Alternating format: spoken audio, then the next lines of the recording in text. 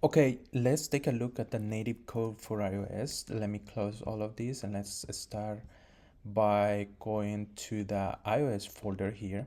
Open this app, then create a new folder. I'm gonna call it network. And within this folder, we are gonna create two files.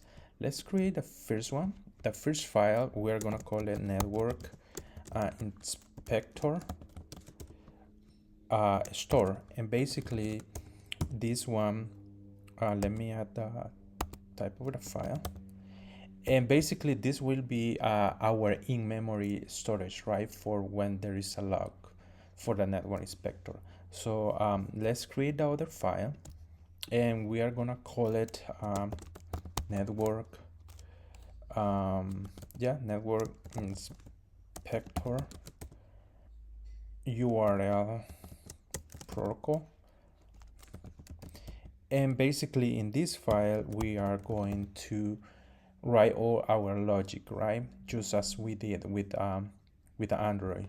So let's go to this file, and the first thing that we are going to do in this file is to define a class, and this class will act as in-memory storage for the network logs. Every time the app capture a request, it can store it here. So the first thing, let me copy this, and this is how a class is called, and we are gonna need an import. Let me add this import on top, and then in here we need we are using a singleton pattern. Let me just copy and explain what this is doing. So let me copy and paste this here, and this is a singleton instance, and there will be only one share store for the whole app, so that way there is no more instance of this. Let me copy and paste this, and basically this makes our initializer private to prevent anyone from creating a new instance. This basically it is enforcing the singleton pattern, right? So let me add some format here, and what it is doing is just basically indicating whether the inspector is currently running or not. It's something simple. And then we have this function. Let me copy and paste this. And what this function is doing is basically saving a new request or response log, right? And we have this other function, which basically is to clean the logs. So now let's move to the network inspector URL protocol, and just let me copy this code, and I will explain every piece of this code so we don't lose too much time typing everything. And by the way, you can find this in my repo. The link will be in the description for this video. So let's take a look at what we have here. So in this part or this one, basically we are using the URL protocol. It is a built-in app API that let us intercept URL loading behavior. By subclassing, we can inspect requests before they complete. This is a custom key used to mark requests that have already been handled by this protocol. This prevents infinite loops where our protocol intercepts the same request again and again. And now what are we doing here?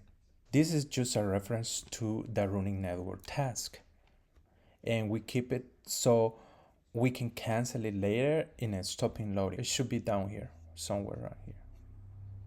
Stop and loading right here. We can cancel it. All right, so let's continue. This is storing the start time of the request, so we can calculate the duration later. And we have a method here, and let's see what this method is doing. Right? This method tells the system whether this protocol should handle a given request. And what are we doing in this piece of code here? This basically only intercept request if the inspector has been started. What is this piece of code doing? If the request was already handled by our protocol, it will skip it. This avoids recursive intersection, infinite loops, and now this one basically only inspect requests with a valid URL schema and only intercepts HTTP or HTTPS. Now, what are we doing here? Returns the canonical version of the request. In this case, we don't need to modify it, so we return it as it is. Okay, so now here, what are we doing in this section? We call this when the system starts loading the request through this protocol. And here we are just saving the start time so we can measure request duration, right? And in this part over here, we are basically creating a mutable copy of the original request. And we do this so we can safely mark as handle before sending it forward.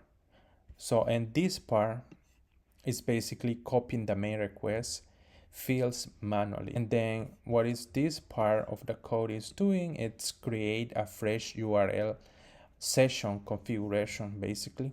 Basically this clear protocol classes. So this session does not use our custom protocol again. This is another protection against infinite loops. And this one create a URL session with this clean configuration. And this one start the actual network request using the copy request. This one right here. This calculates how long the request took in milliseconds. In this part, we extract the metadata. And then we show the warnings if there is any. Here we show this warning: insecure HTTP. If the protocol value is HTTP, we show here if the request was slow, and here we sanitize the header so sensitive values are not stored in the log. And we extract in this part over here, we extract the HTTP status code if it's available to us, and then we create a log entry representing this request in this section over here. And here it's something simple, right? We have the unique ID, the full request URL, and then we have the method get post, and then we have the status code, the durations in milliseconds, the protocol value, if it is HTTP or HTTPS, the time it took in milliseconds, and then we have the error message if the request failed, and we have the warnings, and then we have the request header, right? And here we have the network inspector store again, which basically save the log entry in our shared memory storage, right? Which we already did here. And then this basically forward the response back to the original URL loading client. This is critical because our protocol must behave transparently. And so we forward the response body, and then if there was an error, we report it to the client. Otherwise, we tell the client loading finished successfully in this part here, resume the task. And we have this override function here, which basically call if loading, will call it if loading should stop, for example, if the request is canceled, right? And then we have here, basically this is redacting sensitive data before storing them in logs. This protects token, cookies, and API keys from being exposed in the inspector UI, right? Just like we did in our Android part, right? We are gonna type redact just in case there is any of this exposed. So now that we have this logic, let's go to the Expo native lab module. And here, let me just copy and paste some code, and I will explain what it's doing. But basically, this is the same as we did with Android, right? Where we have our Java network and this module, right? As you can see, it is something similar right? So now what are we doing here? If an Expo native lab module. So in this code, let's explain a little bit what we are doing, right? So here, this basically creates a native module that React Native, or in this case, Expo, can use, right? And this one, it has to match with the type, right, that we define over here in our module, right? And this is the way Expo or JavaScript communicates with our native code, right? And once we communicate, you call this function, we're going to call our network inspector URL protocol, which is basically this. And here we write the whole logic, right? So it's the same thing with this, right? So when you make a call, it will call the network inspector, which is this, right? Which is this one, where we wrote the whole logic for our network inspector. It's the same thing, almost the same. And of course, this is Swift, right? No Kotlin. And then we have the star, which basically a star, start the network inspector. Then we have the stop, which basically it's stop the network inspector. It's basically self-explanatory, right? This clear our entries, and then this get all the entries if there's any in our memory, and basically this make a request, right? And basically if we hasn't started the network inspector, then we will see this in our front end, right? Inspector not started, or if the URL is invalid, basically we send this to our JavaScript or front end, right? And then here we basically define the method, right? In this case, it's a get method. And then here we add some example header just for demo, which are these. And then in this part over here, we send the request. And if everything goes well, we are going to show the status code 202 or 404 and the status and this message here, right? Request log and the status code. And if something failed, we are not going to show this message. And here we already define all of this. We are going to reuse this. We don't have to do any changes.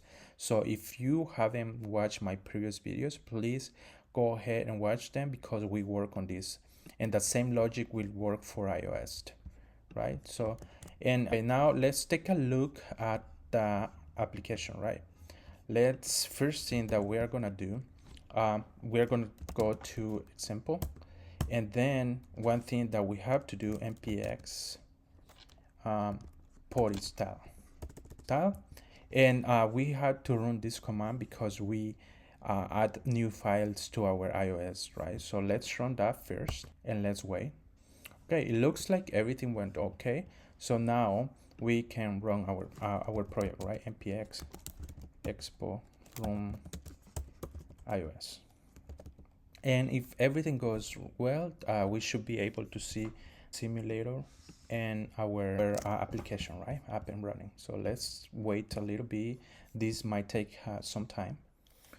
All right, it looks like we are getting an error. So let's take a look at what the problem is. It looks like we are missing something in this file. So let's take a look. And one thing that we are missing is defining this variable here, which basically will hold all the log requests, and we need this.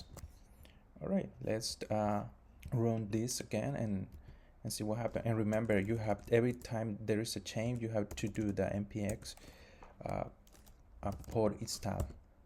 Okay, great. Now we can run the npx expo run iOS, and let's wait and see what happens. Okay, it looks like everything went okay after the fix. And so let's take a look at the app. So yeah, finally it is working. So now let's do a test and see if it is working properly. Okay, as you can see, we have the UI, and we are reusing the UI that we built in our previous video. If you haven't watched them, please go ahead and watch them, because we did all of this. So now let's start the inspector. Let's do a HTTPS request. Okay, it looks like everything went okay, and we are gonna take a look at this one right here, right? So basically this is what we are just see here, right? the status code and the request log message. Now let's load the entries. And this one, basically it's this one right here. So let's load it. Yes, everything went okay, and we see that everything is redacted here for the sensitive data, and also the time it took, the protocol, and there is no errors, no warning. So now let's do an HTTP request. Okay, it said it failed. All right, so and we are gonna see the error here, right? So the resources couldn't be loaded because the app security policy requires to use, and that's because it is no HTTPS, right? That's why we are seeing this, right? So basically it is working as the Android, and yeah, I hope you understand the concept and the idea here, and how the native modules works, and how they communicate with JavaScript and Expo, right? So thank you for watching. All the resources will be in the description of this video. Thank you for watching. See you in the next one.